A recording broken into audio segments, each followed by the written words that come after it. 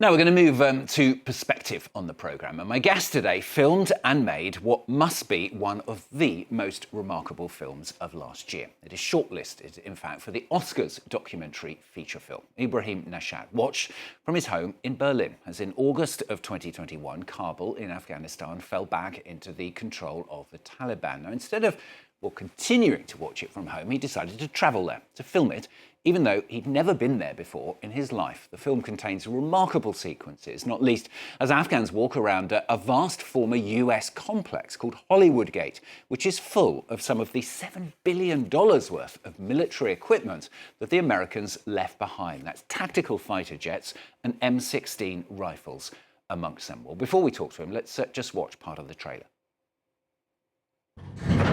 یعنی جای CIA بود مناسب دیگه. عجیب چیزاست.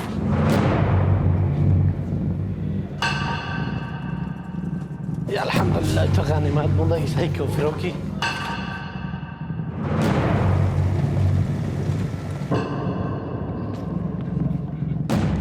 بیام باید بید باشم. کامرامین با هم دلتا پاتی شی خیر.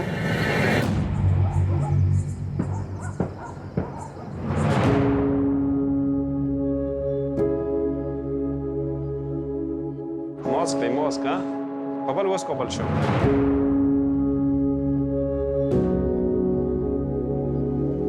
کارلاری را کلش جاسوسه.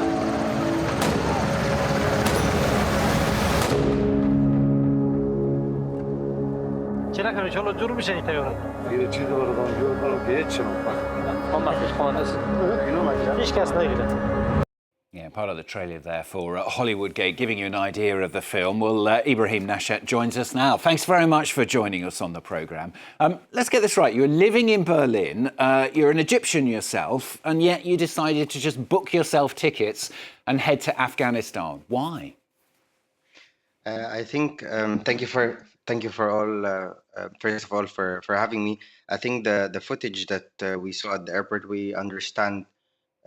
I understand from my career as a journalist in the past what's happening in Afghanistan, and I knew that the moment the US would withdraw from there with the NATO, there will not be any more care about what's happening in Afghanistan, and it just will disappear from the news cycle. And we wanted to make something that brings Afghanistan back in the story, especially with the previous government of the US ignoring anything related to Afghanistan because they think it's one of the reasons why they are losing in the elections.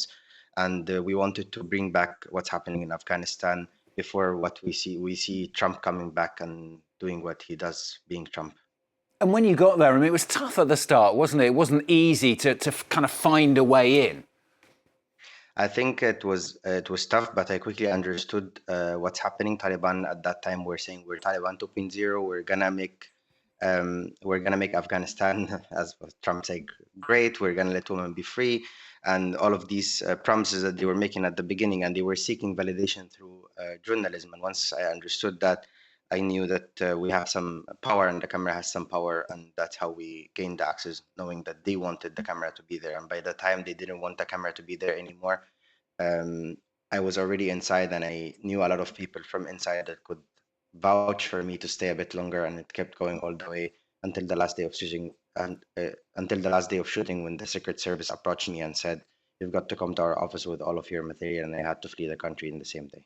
Well, let's talk about just how it actually happened, because you finished up, didn't you, following a gentleman who was kind of if it's the right way of putting it, a pretty low-level Taliban soldier, didn't you? That's how it kind of worked for you in the end.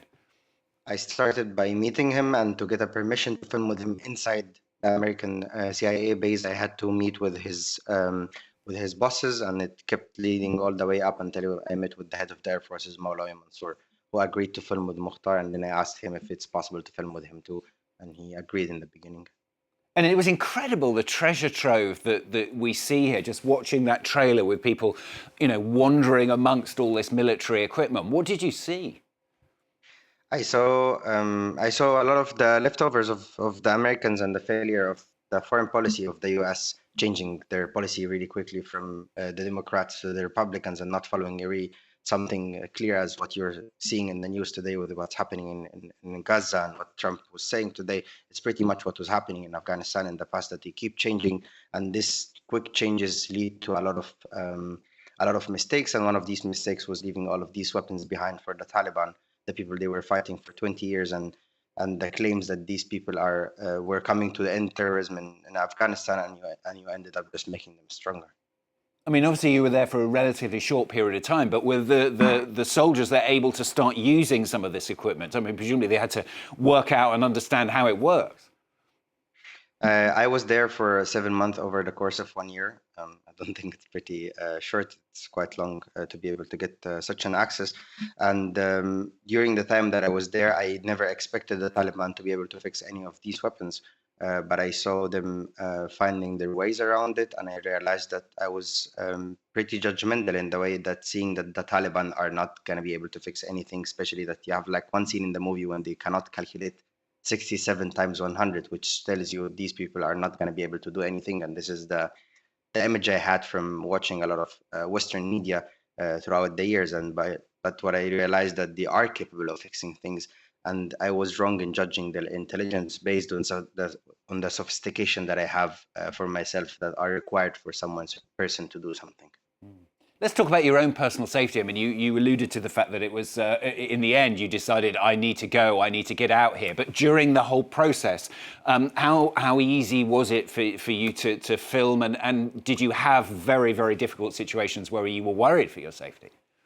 I think I had quite situations where I was worried for my safety. And I think even most of the time I was worried for my safety. I would normally ask that question, that were you ever feeling safe? And I never felt safe.